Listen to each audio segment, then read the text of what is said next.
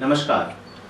आज struggle actors की कहानी उनकी ज़ुबानी में मैं चांद मोहम्मद आज आपके सामने एक ऐसी शख्सियत को पेश करने जा रहा हूं जिनका नाम नेहा सिंह है और उनसे पूछते हैं कि उनकी स्ट्रगल भरी लाइफ कैसी रही, ताकि आप सभी जानकर कुछ आगे मोटिवेट हो सकें।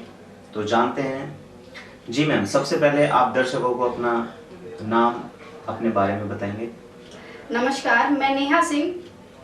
स्ट्रगल तो अब नहीं कहूँगी कि स्ट्रगल चल रहा है, एक वक्त तक था। अब एजेंसियों के थ्रू बहुत सारा काम भी मिलने लगा है, लेकिन नए आर्टिस्टों के लिए सिर्फ इतना कहना चाहूँगी कि जब मुंबई आए तो थोड़ा सा अपनी प्रिपरेशन, अपनी स्टडी कंप्लीट करके आए, क्योंकि मुंबई के अंदर इतना इजी नहीं होता काम मिलना जितना हमको लगता है। और हर रोज मुंबई के अंदर कुछ नहीं तो 50,000 से ऊपर आर्टिस्ट आते हैं जिनका एक ही सपना होता है, या एक्टर बनना है, या हीरो बनना है, या डायरेक्टर बनना है। और इंडस्ट्री इतनी जल्दी किसी को काम नहीं देती, तो वक्त लगता है। इसके लिए पहले से ही तैयारी, या फाइनेंशियली बोला जाए या मेंटली बोला जाए, या अपने आप को रेडी करके ही आए, क्योंकि मुंबई बाहर से बहुत खूबसूरत है, अंदर से नहीं है। बहुत मेहनत लगती है और बहुत ही ज्यादा स्ट्रगल लगता है यहाँ पे।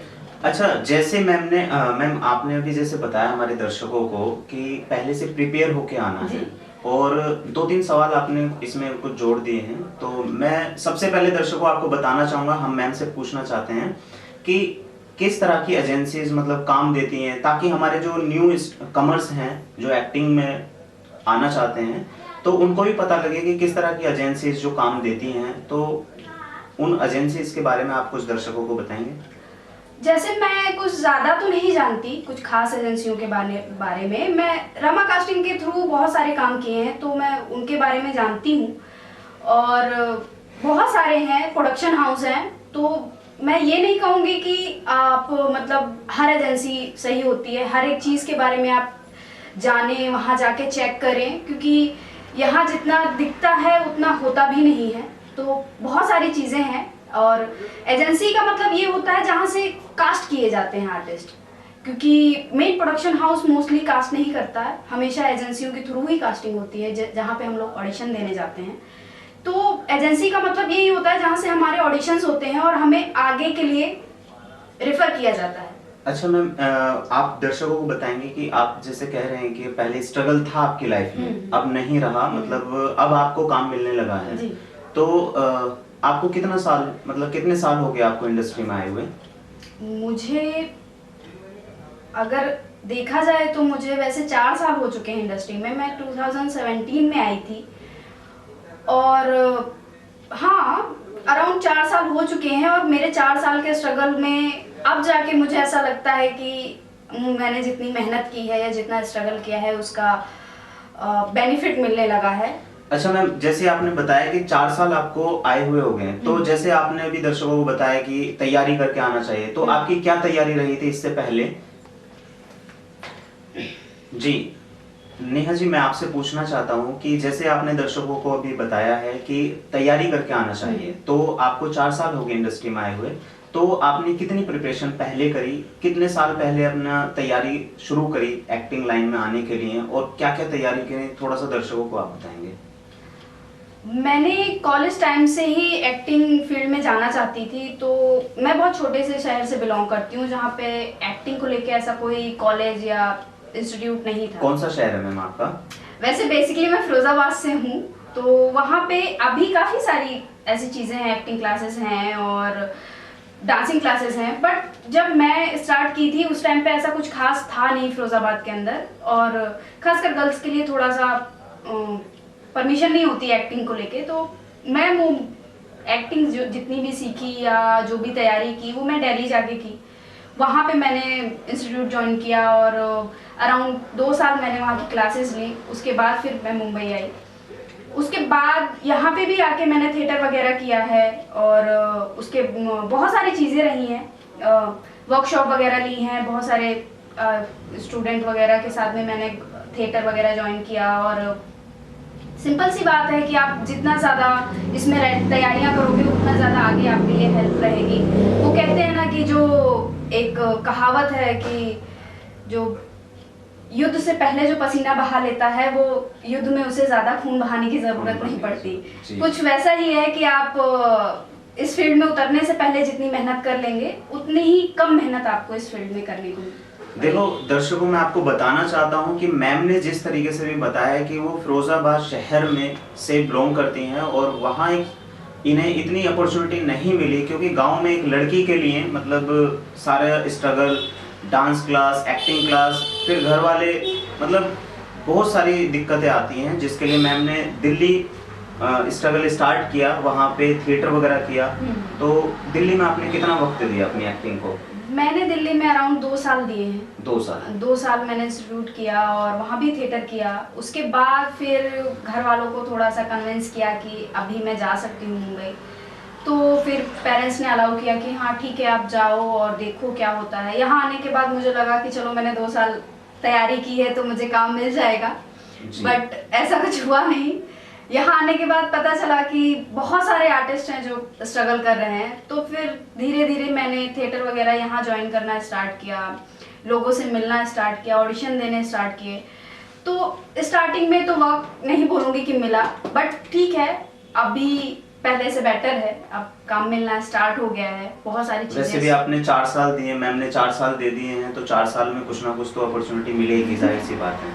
तो मैम दर्शक को एक चीज और कि मतलब आपने जैसे कहा कि तैयारी करने के लिए अपना मतलब 2-3 साल आपने थिएटर किया, ठीक है, उसके बाद कोई क्लासेस वगैरह ज्वाइन करी, कॉन्फिडेंस लेवल थोड़ा अपना ग्रो किया, मुंबई आने के बाद भी आपने टाइम दिया एक्टिंग को, फिर फ्रेंड्स वगैरह सर्कल थोड़ा सा बनाया, उसके बाद ऑडिशन वगैरह। मैं दर्शकों को बता देना चाहता हूं कि ऑडिशन ही एकमात्र ऐसा साधन है जो आपको आपकी मंजिल तक ले जाएगा। हाँ। और मैम थोड़ा सा दर्शकों को आप बताएंगे कि मतलब आपकी फैमिली वाले मतलब कोई इस तरह से डिस्ट्रैक्ट वगैरह कुछ ऐसा तो नहीं करते? मतलब आप एक लड़की हैं, ठीक है, लड़के तो एक बार जिद करेंगे और वो घर से भाग के आ जाएंगे, लेकिन लड़की के लिए इस फील्ड में आना बहुत मुश्किल की बात होती है, तो आपके घर वाले आपको सपोर्ट करते हैं? हाँ काइंड ऑफ, अभी बोलूँ तो सपोर्ट करते हैं, बट जिस वक्त मैं आई थी तो हर फैमिली मेंबर को होता है कि आप पढ़े लिखे हो, ग्रेजुएट हो तो जॉब कर लो, आपको इतना टाइम हो गया कुछ काम नहीं मिल रहा, क्योंकि यहाँ की सिचुएशन और हमारे सिटियों की सिचुएशन अलग होती है। वहाँ क्या होता है, हमने ऑडिशन इंटरव्यूज दिए और हमें जॉब मिल जाती है, नहीं तो 2-3 इंटरव्यूज में ऑब्वियस सी बात है मिल जाती है, बट ऑडिशन में ऐसा नहीं होता। ऑडिशन ये होता है कि आप देने के बाद भूलना पड़ता है, आपको कब कॉल आएगा इसकी भी कोई गारंटी नहीं, आएगा भी या नहीं इसकी भी कोई गारंटी नहीं, पर आपको कंटिन्यू ऑडिशन देने ही होते हैं। तो सिंपल सी बात है, घर वाले एक टाइम के बाद टैगलाइन देना स्टार्ट कर देते हैं, क्योंकि बिकॉज हम गर्ल, हमारी एज होती है, फिर आगे मैरिज, बहुत सारी चीज़ें आ जाती हैं, तो घर वाले बोलते हैं कि ठीक है आप अपने आप को कुछ टाइम दे दो, उसके बाद आप जॉब कर लेना या घर वापस आ जाना। तो टाइम तो लगता है, गर्ल्स के लिए ये प्रॉब्लम तो है। आपने मैम एक अच्छा मतलब शब्द कहा मैरिज को लेकर के, मतलब इतना टाइम हो गया, घर वालों का सबसे पहला जो मोटिव रहता है एक लड़की के लिए मतलब शादी को लेकर के, तो आपके घर वाले नहीं कहते मतलब शादी के लिए, या आपका मतलब ऐसा कोई है मतलब कि आप शादी के लिए मतलब रेडी हैं या नहीं हैं, या भी और काम करेंगे? नहीं, ऐसा तो नहीं है कि घर वाले नहीं कहते, क्योंकि 4 साल हो चुके हैं जैसे मैंने बताया जी। और जब मैं आई थी तभी मैंने ग्रेजुएशन कंप्लीट कर ली थी, तो देखा जाए तो यूपी साइड में तो तभी शादी हो जाती है, बहुत जल्दी बोल देते हैं मतलब हाँ। शादी के लिए ना लड़कियों को। तो लेकिन अभी क्या है कि अभी मुझे ऐसा लगता है कि जिस तरीके से मुझे काम मिल रहा है, या जो अभी थोड़ा बहुत लगने लगा है कि हाँ मैं इंडस्ट्री में कर सकती हूँ कुछ, तो अभी मैं नहीं बोलूँगी शादी के लिए मैं रेडी नहीं हूँ, बट हाँ फैमिली वाले फोर्स ज़रूर करते हैं, क्योंकि उनको ऐसा लगता है कि बहुत टाइम हो चुका है, बाद में शादी नहीं होगी या लड़के नहीं मिलेंगे या बहुत सारी चीज़ें हो जाती हैं। और अगर घर वाले सोचते होंगे कहीं लड़की खुद अपनी मर्जी से शादी ना कर ले, ये हर घर वाले सोचते हैं। आपका कुछ ऐसा तो नहीं कि मतलब घर वालों की मर्जी से नहीं करनी है, मुझे इंडस्ट्री में मतलब काम करना है, फिर अपनी मर्जी से ही शादी करनी है? नहीं, ऐसा तो नहीं है कि मुझे अपनी मर्जी से करनी है। हाँ, इन फ्यूचर हम कुछ डिसाइड नहीं करते, हो सकता है कोई अच्छा इंसान मिल जाए जिससे मुझे लगे कि हाँ मैं इसके साथ अपनी लाइफ शेयर कर सकती हूँ, बट अभी तो कुछ नहीं है। हाँ, घर वालों की मर्जी अभी तक ये है कि चलो जब भी मैं करूंगी घर वालों की मर्जी से करूंगी जी। बट आगे का नहीं कह सकती। खैर ये तो रहा मैम का पर्सनल लाइफ का थोड़ा सा, लेकिन सबसे ज़रूरी जो है आप न्यू कमर्स के लिए मैं बताना चाहूँगा कि न्यू कमर्स जब भी मुंबई आए तो वो अपना हर कुछ मतलब एक्टिंग से लेकर के वर्कशॉप, थिएटर, जो भी आप करना चाहते हैं उसको जद्दोजहद से मतलब इतनी मेहनत लगा दें, इतनी मेहनत से उस काम को करें ताकि आपको यहाँ पर आकर के ज़्यादा दिक्कतें ना हो। अच्छा मैम, एक इंडस्ट्री में और मैंने सुना है कि यहाँ पर जैसे मुंबई आते हैं न्यू कमर्स के लिए, हम थोड़ा बता दें कि उन्हें मतलब कितने महीने तक मतलब काम नहीं मिलता, तो अपने घर से कुछ मतलब ऐसा प्रिपेयर होके आए कि आप यहाँ कैसे रहोगे, कैसे आपको सरवाइव करना पड़ेगा, ये सारी दिक्कतें उनके सामने आती हैं, जिसकी वजह से मैंने सुना भी है कि बहुत सारे आर्टिस्ट वापस भी चले जाते हैं। हाँ। क्योंकि उनके पास काम नहीं होता, फिर उसके बाद काम ना मिलने की वजह से वो खाने की, रहने की बहुत सारी प्रॉब्लम्स उन्हें फेस करनी पड़ती हैं। तो इस तरह की प्रॉब्लम्स आपके साथ भी कुछ ऐसा आया या फिर? ये तो हर आर्टिस्ट के साथ आता है जो खासकर ऐसी जगह से आया हो जहाँ पे एक्टिंग को लेके सपोर्ट ना हो। बट ये है कि अगर आप मुंबई आ रहे हो तो कम से कम 6 महीने का आप अपना अप्रोक्स बना के आइए कि रहने और खाने का आप लेके आइए, क्योंकि यहाँ पे मैं तो 6 महीने फिर भी कम बोल रही हूँ कि 6 महीने में आपको मिल जाएगा, ये ज़रूरी नहीं है। बट हाँ, फिर भी आप 6 महीने के लिए ऐसा करके आइए कि आप रेंट और आपका रहने का, खाने का, और जैसे आप ऑडिशंस के लिए जाएंगे, आने जाने का, हर एक चीज़ को आपको मैनेज करके आना ही होगा। क्योंकि आप अगर ये सोचते हो कि आप आए और 1-2 महीने आते ही काम मिलने लगा तो ऐसा पॉसिबल नहीं होता। नहीं। हम मोस्टली आर्टिस्ट क्या करते हैं कि यार चलो मेरे पास 10,000 है, 5,000 रुपए मैं रेंट दे दूंगा, 5,000 खाने के लिए हो जाएंगे और 1 महीने में मुझे काम मिल जाएगा। ऐसा नहीं होता। 1 महीने में तो आपको ये भी समझ नहीं आएगा कि आप जिस जगह रहते हो वो जगह कैसी है, कहाँ पर है, और कम से कम 3 महीने तो हमें सिर्फ ये जानने में लगते हैं कि ऑडिशंस होते कहाँ पे हैं। क्योंकि हमने जो टीवी पे देखा या जो इंटरव्यूज देखे या जो भी देखा, उससे हमें सिर्फ एक आइडिया अप्रॉक्स है कि यहाँ ऑडिशन होते हैं, यहाँ। अब जैसे मैं बोलूंगी, बड़े बड़े प्रोडक्शन हाउस होते हैं, वहां पे ऑडिशन एक टाइम टेबल के हिसाब से होते हैं। ऐसा नहीं है कि हर महीने होंगे, हो सकता है 6 महीने ना हो। आप वो सोच के आए हो कि मैं जाके वहां ऑडिशन दे दूंगा, मेरे को काम मिल जाएगा, ऐसा नहीं होता। तो अप्रोक्स 6 महीने का आप अपना लेके चलिए। अच्छा मैम, जैसे आपने अभी बताया कि मतलब ऑडिशन जो है रेगुलर नहीं है, मतलब एक उनका टाइम पीरियड है, जिस रिक्वायरमेंट के हिसाब से उनका ऑडिशन, प्रोजेक्ट जैसे कोई स्टार्ट होता होगा तो उसी हिसाब से वो होता। तो आप दर्शकों को थोड़ा सा बताएं कि ऑडिशन कहाँ कहाँ होते हैं ताकि न्यू कमर्स के लिए आसानी रहे, उन्हें पता रहे कि मतलब ऑडिशन की जगह यहाँ पर है, बेसिकली उन्हें भटकना ना पड़े। हाँ, ऑडिशन तो देखा जाए अभी जब से लॉकडाउन हुआ है उस हिसाब से तो ज्यादातर फोन्स के थ्रू हो रहे हैं, आप ऑनलाइन वगैरह कर रहे हैं लोग। लेकिन मोस्टली ऑडिशन सिर्फ अंधेरी में होते हैं, गोरेगांव होते हैं, कुछ गिनी चुनी जगह हैं जहाँ पे ऑडिशंस होते हैं। उसके अलावा आपको कहीं ऑडिशन अगर होते भी हैं तो बहुत कम एजेंसीज वगैरह या प्रोडक्शंस वगैरह हैं। मोस्टली जितने भी प्रोडक्शन होंगे या तो गोरेगांव होंगे या अंधेरी होंगे, सिर्फ ये 2 जगह ही ऑडिशंस होते हैं। अंधेरी बहुत बड़ी, अंधेरी में कोई ऐसी स्पेसिफिक जगह है जहाँ पर मतलब जाना चाहें?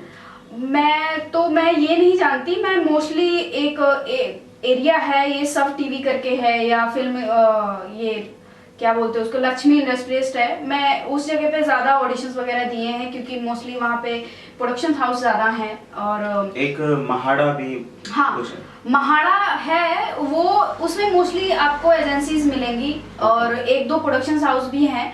बट महाड़ा एक चुनिंदा एरिया है कि आप जिस गली में जाओगे वहाँ पे आपको एक ऑडिशन वगैरह मिल जाएंगे। बट वो भी एक टाइम पीरियड के हिसाब से होते हैं कि जब आराम नगर है। मैं आराम नगर के बारे में मैं वहाँ गई नहीं हूँ, बट सुना बहुत ज्यादा है कि वहाँ पे ऑडिशंस होते हैं, और लेकिन मैं गई नहीं हूँ क्योंकि मैंने ज्यादा ऑडिशन। आराम नगर को तो मैम बताते हैं वो हब है। हाँ, मतलब काफी सारे मतलब जेन्युइन कास्टिंग भी, बड़े बड़े प्रोडक्शन हाउस भी, और काफी मतलब वहाँ मजमा इकट्ठा होता है हमारे आर्टिस्ट लोगों का। तो आराम नगर मतलब सबसे बड़ा एरिया जहाँ तक मुझे लगता है। बाकी नहीं, ये आप करेक्ट बोल रहे हो कि आराम नगर ऑडिशंस का हब है, लेकिन प्रॉब्लम ये है ना कि जिसका जहां से कांटेक्ट बन जाता है, जैसे मेरा उस एरिया से बना हुआ है, गोरेगांव से बना हुआ है, तो मुझे उधर जाने की जरूरत नहीं पड़ती है। वैसे ही होता है कि आपका 1-2 एजेंसी से कांटेक्ट हो जाता है तो आपको किसी और जगह भटकने की जरूरत नहीं पड़ती, लेकिन जब तक आपका कांटेक्ट नहीं होता हो तब तक आपको हर जगह जाना पड़ता है। सिंपल सी बात है कि मेरा ज्यादा उधर जाना इसलिए नहीं हुआ कि मैं गोरेगांव या अंधेरी ज्यादा ऑडिशंस वगैरह दी। अच्छा मैम, मैं आपसे पूछना चाहूंगा कि आप जब मुंबई पहली बार आए थे तो आपको कितने महीने वेट करना पड़ा, कितने महीने आपने मतलब अपना गुजारा ऐसे ही करा बिना काम के, और आपको लगने लगा कि मतलब मुझे काम नहीं मिल रहा है, तो कितना टाइम आपने ऐसे ही स्पेंड किया था? अरे थोड़ा हंसने वाली बात है क्योंकि मैंने तो 6 महीने बोल दिए हैं न्यू कॉमर्स के लिए, लेकिन मुझे 1 साल लग गए थे, मुझे काम नहीं मिला। 1 साल तक काम नहीं मिला? नहीं, मुझे 1 साल हो गए थे, मुझे काम नहीं मिला। एक तो मैं बहुत चबी थी, ऑब्वियसली बात है चबी मैं अभी भी हूँ, बट थोड़ा उस टाइम पे गोलू मोलू सी थी। और वो एक यूपी टोन था मेरे अंदर कि ऐसा लगता था जैसे यूपी की लड़की है, तो बहुत सारे एजेंसीज में जाने के बाद रिजेक्शन बहुत ज़्यादा मिलते थे। मुझे अराउंड 1 साल लग गए थे, मुझे कोई काम नहीं मिला था। तब तक मैंने थिएटर वगैरह किए, और झूठ नहीं बोलूँगी मैंने जॉब भी की, ट्राई की, क्योंकि जब कुछ काम नहीं मिल रहा तो अपना स्ट्रगल जारी रखना है, तो क्योंकि घर वाले एक टाइम के बाद पैसे देना बंद कर देते हैं, तो मैंने जॉब वगैरह भी की। बट 1 साल के बाद फिर धीरे धीरे जब समझ में आया कि चेंजेस खुद में लाई कि इंडस्ट्री के लिए कैसे चेंज करना पड़ता है, अपने ड्रेसिंग सेंस हो गया, अपने बैठने के तरीके हो गए, बात करने के तरीके हो गए, क्योंकि हमें क्या लगता है कि हमें सिर्फ पर्दे पे एक्टिंग करनी होती है, ऐसा नहीं होता। हमें अपने स्किल बहुत पॉलिश करना होता है, क्योंकि जैसे क्या अगर आपको बोला जाए कि मैं एक्टिंग, अगर आपको एक पंजाबी लड़की का कैरेक्टर मिलता है कि मैं तो पंजाबी बोल लेती हूँ या मैं पंजाबी कर लूंगी because I am an actor, but क्या होता है ना कि अगर आप यूपी से हो तो आपके अंदर टोन आएगा ही आएगा, लाना थोड़ा सा वो हाँ, तो उसके लिए थोड़ा सा आपको काम करना ही पड़ेगा। अपने आप को आप जहाँ पे पले बड़े हो उसको थोड़ा सा छोड़ना ही पड़ता है, क्योंकि मुझे टाइम लगा उस चीज को छोड़ने में। मुझे काम मिलते थे बट मेरे नेचर या मेरी बहुत सारी चीजों को लेके मुझे रिजेक्शन मिलते रहे। उसके बाद समझ में आया कि एक्टिंग ऑडिशन वगैरह उससे पहले भी बहुत सारा वर्क है। हाँ, मतलब एक्टर्स के लिए किसी भी तरह का वर्क मिलता है उसे काफी मेहनत करनी पड़ती है, ये तो मैं भी जानता हूँ। न्यू कमर्स के लिए मैं बता दूं कि आप जहां से भी बिलोंग करते हैं आपको अपनी भाषा तो आती है ही, क्योंकि आप वहीं से बिलोंग करते हैं, लेकिन उसके अलावा भी बहुत सारी सिटीज की, जैसे पंजाबी मैम ने बताया कि पंजाबी में काम करना, तो उसका टोन पकड़ना, बाकी सारी चीजें, ये भी आपको काफी मेहनत करने की जरूरत है। तो मैं आपको न्यू कमर्स में आपको बताना चाहता हूँ कि आप मेहनत करें हर लैंग्वेज पे, क्योंकि किसी भी लैंग्वेज का आपको काम मिल सकता है। अगर आप नहीं करना चाहते वो एक अलग बात है, लेकिन जहां तक मुझे ऐसा लगता है मैम कि मतलब एक्टर को कोई भी काम मिले उसे डेफिनेटली करना ही चाहिए, उसे मना नहीं करना चाहिए। नहीं। और ये कोई जरूरी नहीं कि आप लैंग्वेजेस सीखो, ये कोई जरूरी नहीं है कि आपको आनी ही चाहिए, लेकिन अगर आपको ये लगता है कि आप कर सकते हैं, मतलब हाँ, सिंपल सी बात ये बोलूं कि अगर मेरा लुक है गुजराती, तो पर मुझे गुजराती नहीं आती और मैंने 2-3 ऑडिशन दिए और मुझे ये बोला जा रहा है कि मैम आपको गुजराती आती है, तो यार सीखने में बुराई नहीं है। आप तो एटलीस्ट आप टोन पकड़ लीजिए, स्क्रिप्ट वहां मिलती है, हर चीज वहीं अवेलेबल हो जाती है, बट आपको टोन पकड़नी आनी चाहिए। और अगर आप यूपी से हो तो अभी तो यूपी बेस्ड बहुत सारे सीरियल्स आते हैं, बहुत सारी फिल्में भी बनती हैं, तो आप उस पर भी वर्क करिए, क्योंकि जो हम बोलते हैं, यूपी वाले जो बोलते हैं, एक्चुअल वो डायलॉग नहीं होते। डायलॉग की यूपी लैंग्वेज और हमारी यूपी लैंग्वेज में बहुत फर्क होता है, तो हर एक चीज को थोड़ा सा क्लीन और मतलब वो बोला जाए ना कि रफ नहीं चलता, एक्टिंग लाइन में रफली नहीं चलता, हर एक चीज को थोड़ा सा क्लीन करके रखना पड़ता है आपको। मतलब बेसिकली काफी मेहनत करने की जरूरत है एक्टिंग लाइन में आने के लिए, ऐसा नहीं है कि मतलब आसान बात है, काफी मेहनत का काम है एक्टिंग लाइन। अच्छा मैम, मैं आपसे जानना चाहता हूँ कि आपने बताया 1 साल पहले आपको जैसे काम नहीं था, 1 साल के बाद आपको काम मिलना स्टार्ट हुआ, तो पहले की जो आपकी लाइफ थी और अब जो आपकी लाइफ है, तो उसमें कितना बदलाव, मतलब देख करके आपको कैसा महसूस होता है? और घर वाले भी आपसे पूछते होंगे, वो भी देखते होंगे आपको टीवी पर। मतलब बदलाव तो बोलूं कि घर वाले अब थोड़ा सा परेशान नहीं करते, और हर दूसरे तीसरे दिन जब कोई एपिसोड आता है या कुछ भी आता है और उनकी नज़र पड़ती है, या कोई रिलेटिव उनको बताता है कि हमने आपकी बेटी को देखा, तो वो उनका फोन आता है, तुमने ये किया नेहा, हमने तुमको देखा, तो अच्छा लगता है। बड़ा फक्र होता होगा माँ बाप को। अरे बहुत अच्छा फील होता है। और जब हम ऑडिशंस के वगैरह लिए जाते हैं या हमें कॉल आती है कि मैम आपका इसमें सिलेक्शन हुआ है, इतने दिन का शूट है, ये है, ये, तो अच्छा लगता है कि इसी के लिए हम लोगों ने धक्के खाए थे और अब वो चीजें हो रही हैं। तो डेफिनेटली, और चेंजेस ये आते हैं कि आप जैसे जैसे काम करते हो वैसे वैसे आप एक अच्छे आर्टिस्ट बनते जाते हो। सिंपल सी बात है। मतलब आप देख रहे हैं नेहा सिंह जो हमारे पास बैठी हैं मैम, उन्होंने बताया कि 1 साल उनके पास काम नहीं था, उसके बाद जब उन्होंने काम मिलना स्टार्ट हुआ, उनके घर वाले उनको टीवी पर देख रहे हैं, रिलेटिव्स फोन कर रहे हैं, तो माँ बाप को कितना फख्र होता है ये बताने की जरूरत शायद ना पड़े। क्योंकि एक आर्टिस्ट के लिए, उसके लिए मतलब अगर घर पे या जो भी उन्हें देख रहे हैं उनको की क्लैपिंग, मतलब आर्टिस्ट के लिए कहा जाता है कि मतलब एक्टर को सबसे ज्यादा अच्छा लगता है कि तालियों की आवाज, मतलब अगर उसके एक्ट के बाद अगर तालियों की आवाज दे दे तो उसे काफी अच्छा लगता है। तो ma'am thank you so much कहना चाहूंगा, आपने मतलब अपनी पर्सनल लाइफ और अपनी स्ट्रगल लाइफ के बारे में हमारे दर्शकों को और हमसे शेयर किया। मतलब मैम के लिए thank you so much. And आज का एपिसोड यहीं तक, बाकी अगले किसी न्यू के साथ हम आपके सामने शेयर करेंगे। तो स्ट्रगल एक्टर्स की कहानी आपकी जुबानी में मैं चानू मोहम्मद आप सभी को धन्यवाद कहना चाहता हूँ। जय हिंद।